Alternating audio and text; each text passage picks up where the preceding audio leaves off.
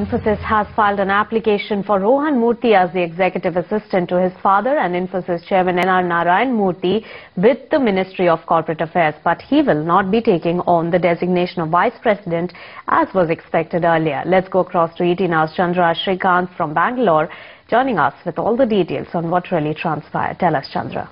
Right, the Ministry for Corporate Affairs seems to have given the go-ahead for Rohan Murthy to take up his role as EA in Infosys. But this is something that didn't require the Ministry's approval at all.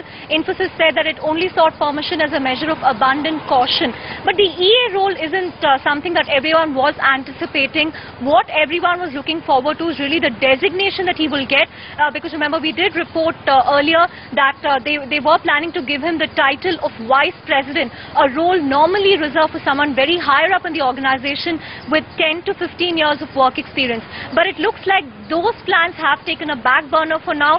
So Rohan Murthy will only be known as EA to Mr. Narayan Murthy for the same term as Mr. Murthy with a token compensation of ₹1.